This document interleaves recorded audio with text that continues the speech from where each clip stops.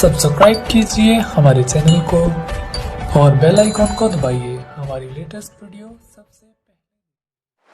Hi dear student, स्वागत है आप सभी लोगों का आपके अपने YouTube channel EHKG English learning classes में। स्टूडेंट कैसे हैं आप सभी लोग? आशा करते हैं आप सभी लोग अच्छे होंगे और इस चैनल पे जो भी पढ़ाया जा रहा है आप उस चीज़ का फ़ायदा उठा रहे होंगे और कुछ नया सीखने का प्रयास कर रहे होंगे। स्टूडेंट, इस चैनल पर आपको वो चीज़ पढ़ाया जा रहा है जिसकी काफ़ी ज़रूरत होती है आज के मॉडर्न सोसाइटी में। अगर आपको डिजिटल इंडिया की बात करें या जो ये भाषा है जिसे इंटरनेशनल लैंग्वेज कहा जाता है, इसकी लगभग हर स्टूडेंट को जानने की आवश्यकता है। तो यहाँ से इस चैनल से आप काफ़ी कुछ सीख सकते हैं।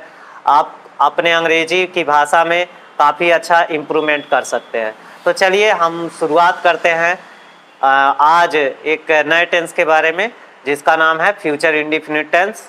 तो बिना देर किए चलिए शुरुआत करते हैं। यहाँ पे स्टूडेंट मैंने लिखा है फ्यूचर इंडेफिनिट टेंस जिसे कहा जाता है यहाँ पे भूतकाल, अनिश्चित भविष्यकाल,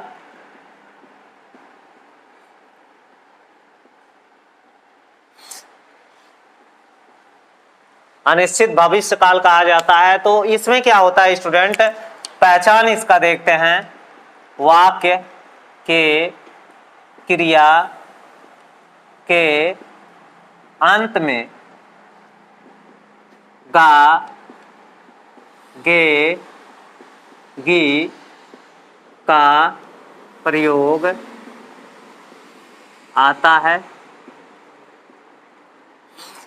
ध्यान देंगे स्टूडेंट, पहचान इसका बहुत जरूरी है जानना है आप लोगों को कि वाक्य के क्रिया के अंत में गा, गे, गी का प्रयोग आता है। देखिए फ्यूचर टेंस वह समय मतलब वह काल होता है जो किसी काम के बारे में आने वाले टाइम में होने का बोध कराता है।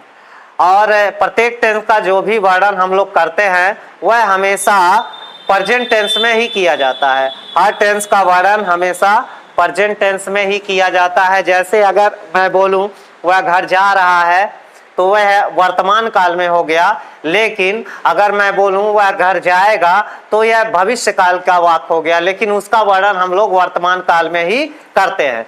तो स्टूडेंट इस टेंस का जो पहचान है वह क्या है, वाक्य के अंत में गा, गे, गी का प्रयोग आएगा। तो इस बात का आप विशेष ध्यान देंगे कि इसमें हेल्पिंग वर्ब यानी सहायक क्रिया विल या शैल का प्रयोग करेंगे। विल या शैल का प्रयोग करेंगे और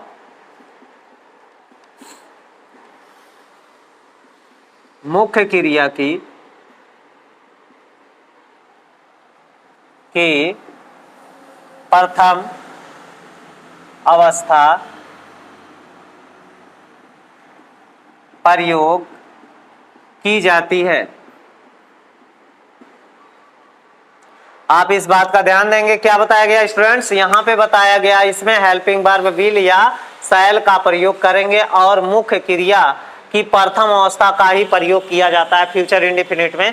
और मैं जब ये पूरा टेंस खत्म हो जाएगा तो मैं शार्ट फॉर्म दूंगा, फार्मूला दूंगा, ये मतलब तीन टेंस का, जैसे indefinite, present indefinite, past indefinite, future indefinite, तीनों का एक साथ में करके दूंगा और समझाऊंगा भी। फिलहाल आप इसे देखिए और समझने का प्रयास करिए। It is very important fact and it must know to each student to know more and more English. With the support of it you can speak very clearly English. देखिए अफर्मेटिव सेंटेंस क्या होता है इसका,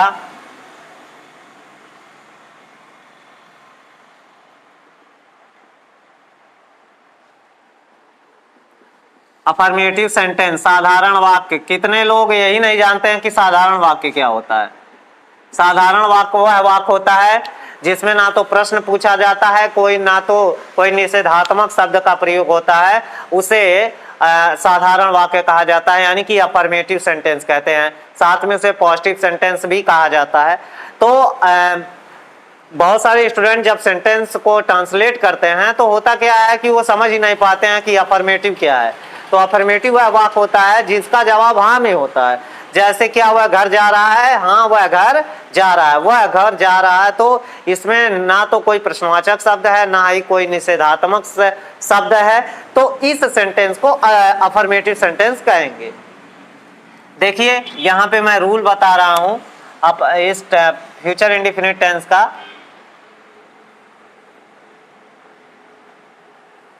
rule क्या कहता है, he she it name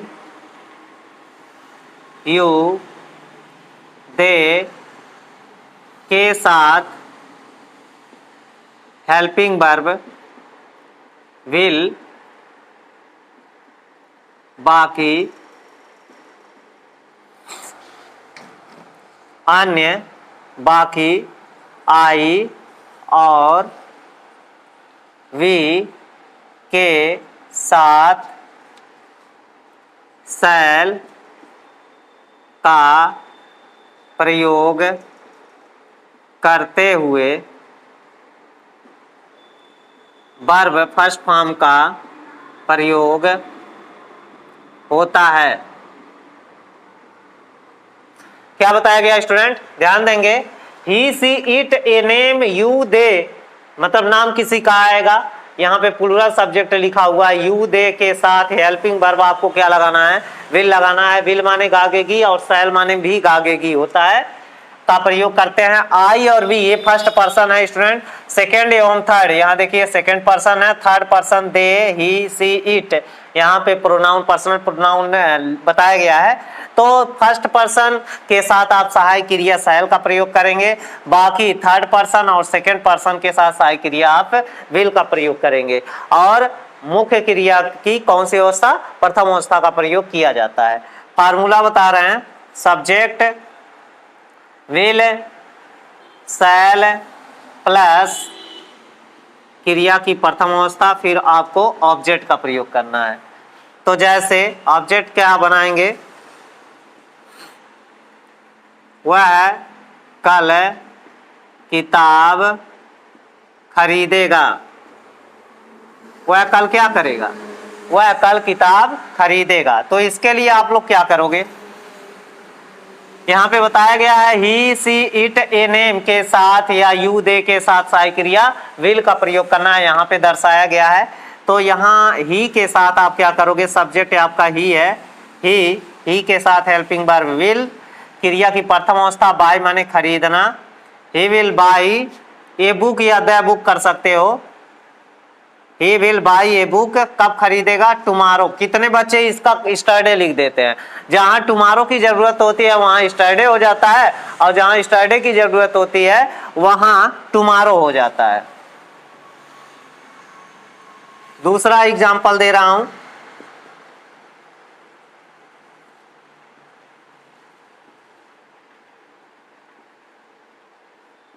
हम यहां आएंगे, हम यहाँ आएंगे। तो यहाँ पे आपको बताया गया आई और किसके साथ, वी के साथ।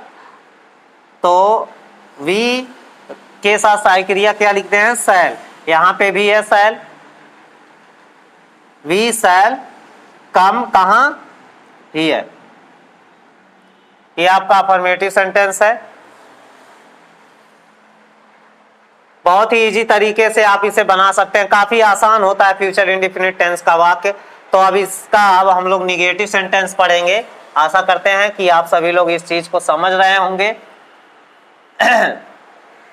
स्क्रीनशॉट बीच में ले लीजिएगा स्टूडेंट, और आप नोटबुक जरूर बना के रखिए। प्रत्येक टेंस को मैंने बहुत बढ़िया से जो है नरेट किया है। अगर आपने इसको लिख लिया तो काफी हेल्पफुल होगा, वह है आपका नोटबुक।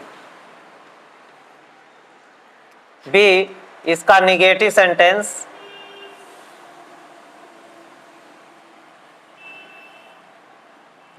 जिसे नकारात्मक वाक्य कहते हैं, वह वाक्य जिसमें मनाही प्रकट होता है, नहीं आता है, कभी नहीं आता है, उनमें से कोई नहीं, कोई भी नहीं, कोई नहीं बल्कि न तो न ही अगर आता है तो उसे निगेटिव सेंटेंस का वाक्य कहते हैं। अब देखिए रूल इसका बता रहे हैं, वाक्य में नहीं होने पर सहायक क्रिया, हेल्पिंग वर्ब जान लीजिए, हेल्पिंग वर्ब विल शैल के बाद नॉट लगाते हैं। किसका प्रयोग करते हैं? प्रत्येक टेंस में हर हेल्पिंग वर्ब के बाद ही नॉट का प्रयोग किया जाता है। सीख लीजिए स्टूडेंट, बहुत अच्छा बताया जा रहा है। और सभी लोग इस चैनल को, मैं देख रहा हूं बहुत सारे बच्चे सब्सक्राइब तो कर लिए हैं लेकिन इस चैनल को देख नहीं रहे हैं। इसे आप देखिए और अंग्रेजी सीखिए। देखिए जो टाइम आप अन्य चीजों पर दे रहे हैं मोबाइल में, आप पढ़ाई की चीजों से जो दूर जा रहे हैं, इसे आप नेग्लेक्ट कर रहे हैं। नहीं तो आप फ्यूचर में आप रिपेंट करेंगे अगर आज आपने इसे नेग्लेक्ट किया। पढ़ाई पे फोकस डालिए। जो भी स्टूडेंट पढ़ना चाहते हैं, अपनी जिंदगी में कुछ बनना चाहते हैं, ठीक है। फिर यहां पे फार्मूला दे रहा हूं, सब्जेक्ट विल शैल प्लस आपको लगाना क्या है? नॉट लगाना है। फिर क्रिया की प्रथम अवस्था, फिर आपको ऑब्जेक्ट का प्रयोग करना है, फिर कंप्लीमेंट, यहां कंप्लीमेंट भी डाल दूं। देखिए मैं कल यहां नहीं आऊंगा, मैं यहां कल नहीं आऊंगा। देखिए आई के साथ आपका क्या प्रयोग होगा? आई यहाँ पे सब्जेक्ट है, आई के साथ सहायक क्रिया शैल, शैल के बाद आपको लगाना क्या है? नॉट का प्रयोग करना है। आई शैल नॉट कम, क्रिया की प्रथम अवस्था हियर, मैं यहां नहीं आऊंगा। दूसरा एग्जाम्पल, तुम उसे नहीं पढ़ाओगे। देखिए टेंस का पहचान स्टूडेंट गा गेगी ये बताया गया है ना। यहाँ पे देखिए अंत में गा गेगी का प्रयोग आता है, तो फ्यूचर इंडिफिनिट टेंस में आपका यही मिलेगा। तुम उसे नहीं पढ़ाओगे, यू के साथ सहायक क्रिया विल, सेकेंड एवं थर्ड पर्सन के साथ सहायक क्रिया विल का प्रयोग किया जाता है। You will not teach, teach माने पढ़ाना, किसे? Him, you will not teach him. फिर आपका आता है सी, इंट्रोगेटिव सेंटेंस। रूल क्या है स्टूडेंट? वाक्य क्या शब्द से शुरू हो तो एचबी यानी इस टेंस में कौन प्रयोग हो रहा है? विल या शैल को कर्ता से पहले प्रयोग करते हैं। यहाँ देख लीजिए स्टूडेंट, इजी तरीका है इसे बनाने का। सहायक क्रिया वाक्य क्या शब्द से शुरू होगा तो आप क्या करोगे? विल शैल को कर्ता से पहले लिखोगे। विल शैल प्लस सब्जेक्ट, वाक्य में नॉट आया है तो नॉट इसके बाद लिखेंगे। फिर क्रिया की प्रथम अवस्था, चाहे अफर्मेटिव हो, चाहे निगेटिव हो, चाहे इंट्रोगेटिव हो, तीनों सेंटेंसेस में जो है आप क्रिया की प्रथम अवस्था का ही प्रयोग करेंगे। मेन वर्ब जिसे खाना पीना, रोना धोना, उठना बैठना, आना जाना इत्यादि को क्रिया कहा जाता है। कंटिन्यू, डिस्क्रिप्शन में मैंने बहुत सारे वीडियो का लिंक डाल दिया है, आप उसे देखा करिए स्टूडेंट। मैं देख रहा हूं कि बहुत कम स्टूडेंट इसको जो है यूज कर रहे हैं, सब्सक्राइब कर लिए हैं लेकिन देख नहीं रहे हैं। आप इसे देखिए, इससे बढ़िया चांस नहीं मिलेगा अंग्रेजी सीखने का। क्या तुम उसे बुलाओगे? क्या तुम उसे बुलाओगे? Question mark. तो इसके लिए आप क्या करोगे? विल यू कॉल किसे? Him. Will you call him? दूसरा एग्जाम्पल इस साइड दे रहा हूं,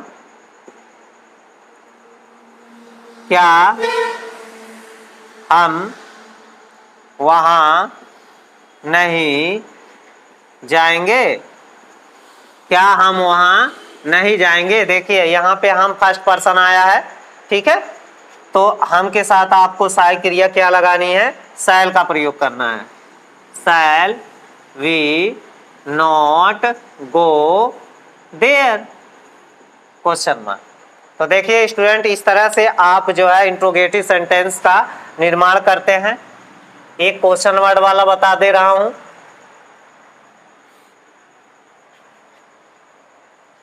वाक्य क्या शब्द से शुरू हो तो सहायक क्रिया विल शैल को कर्ता से पहले प्रयोग करते हैं। और क्वेश्चन वर्ड तो आपको बताया ही गया है कि कब क्यों कहां कैसे क्या आया हो, तो उसकी अंग्रेजी कोई भी वाक्य हो तो उसकी अंग्रेजी आप सबसे पहले लिखोगे क्वेश्चन वर्ड प्लस आप हेल्पिंग वर्ब का प्रयोग करेंगे। ये रूल 2 है। Rule 2, will shell plus subject लगाना ना भूले, फिर नॉट आया हो तब, फिर वर्ब फर्स्ट फॉर्म, फिर ऑब्जेक्ट, फिर कंप्लीमेंट, फिर आपका आता है क्वेश्चन मार्क, ये लगाना ना भूले। एज तुम कल कहाँ जाओगे? तुम कल कहाँ जाओगे? तो यहाँ देखिए वाक्य के बीच में क्या आया है? कहाँ। स्थान का नाम पूछ रहा है, तो पहले आप क्या लिखोगे? वेयर। वेयर मीन्स कहाँ। अब यू के साथ सहायक क्रिया क्या लगती है? विल लगती है, तो आप विल लगाओगे। वेयर विल यू गो कब की बात कर रहा है? टुमारो। देखिए अब एक इंपॉर्टेंट चीज जान लीजिए स्टूडेंट, स्क्रीनशॉट आप लेते रहिएगा और उसे अपने नोटबुक में फिर से बाद में लिख लीजिएगा, या आप चाहें तो वीडियो डाउनलोड कर सकते हैं, काम का वीडियो है। नोट देखिए बहुत अच्छा है ये। वाक्य में दृढ़ता, ये सबसे इंपॉर्टेंट है, देख लीजिए। दृढ़ता धमकी, दृढ़ता धमकी, निश्चित होने का बोध हो तो ये ध्यान दीजिएगा क्या बताया गया? वाक्य में दृढ़ता धमकी निश्चित होने का बोध हो तो विल के जगह शैल और शैल के जगह इन रिप्लेस ऑफ शैल विल का प्रयोग करते हैं। क्या बताया गया? अभी आपको यह बताया गया है कि आई और वी के साथ शैल लगाना है, ही सी इट नेम और यू दे के साथ आपको विल लगाना है। लेकिन जब वाक्य में आपको ये एकदम दबाव देते हुए पता चले दृढ़ता धमकी निश्चित होने का बोध हो, तो जहां आप जिसका सब्जेक्ट के साथ विल लगाते हो वहां शैल लगाओगे, और जिस सब्जेक्ट के साथ यानी आई और वी के साथ शैल लगाते हो वहां पे विल का प्रयोग करेंगे। जैसे एज मैं तुम्हें मार डालूंगा, मैं तुम्हें क्या करूंगा? मार डालूंगा। तो यहाँ पे किसका भाव उत्पन्न हो रहा है? धमकी का, थ्रेट का बोध हो रहा है, थ्रेट का बोध हो रहा है। तो अब आई के साथ आपको शैल बताया गया, लेकिन अब आपको लगाना क्या है? विल लगाना है। I will kill you. अक्सर आप मूवी में ये सारा चीज देखते होंगे, डायलॉग आता है, बोलते हैं लोग, मैं तुम्हारा खून पी जाऊंगा, कहते हैं ना, तो वही चीज है, खून पी जाऊंगा यानी मार डालूंगा। वह यहाँ अवश्य आएगा वह यहाँ अवश्य आएगा। ये बात क्या है, निश्चित है। फ्यूचर इंडेफिनिट टेंस का ये मुख्य चीज है भाई, इसे आप सीख लीजिए।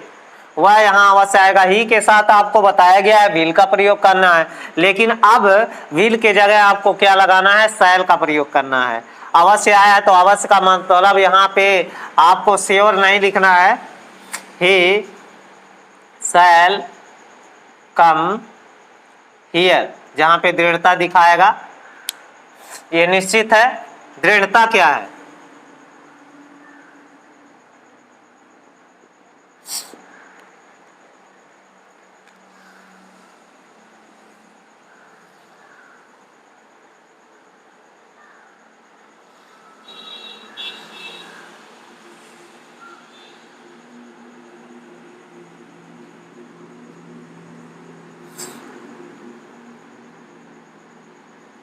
ये देखिए क्या दर्शा रहा है।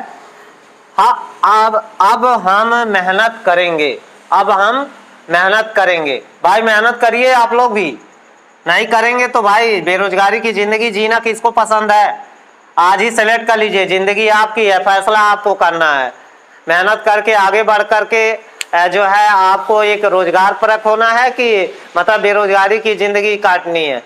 रिक्शा ठेला चलाने से अच्छा है को बढ़िया से हम पढ़ाई कर ले और आगे चल करके बढ़िया जॉब कर ले, और यही रास्ता है भाई, जिंदगी का कोई शॉर्टकट रास्ता नहीं है। हम अब मेहनत करेंगे, बंदा बोल रहा है दृढ़ता के साथ, तो वी के साथ हम शैल लगाते हैं। अब यहाँ पे लगाएंगे वी विल वर्क हार्ड। कब करेंगे, नाउ। तो देखिए स्टूडेंट, यहाँ पे विल और शैल का जो चेंजिंग था वो आपको बताया गया। आशा करते हैं कि आप सभी को ये वीडियो जरूर पसंद आएगा, और मैं चाहता हूं कि आप इसे ज़्यादा से ज़्यादा शेयर करिए और लोगों से सब्सक्राइब जरूर करवाइए। वे स्टूडेंट जो अंग्रेजी सीखना चाहते हैं, मेरा ये दावा है कि वे 100% इस चैनल से अंग्रेजी सीख सकते हैं। अभी आपको टेंस पढ़ाया जा रहा है, आने वाले टाइम में बहुत अच्छी अच्छी चीज़ें आपके कोर्स से संबंधित जो इंटरमीडिएट और हाई स्कूल के स्टूडेंट हैं स्पेशली उनका कोर्स पढ़ाया जाएगा। तो बने रहिए इस चैनल के साथ। मिलते हैं अगले वीडियो में, तब तक के लिए have a good day. Thank you.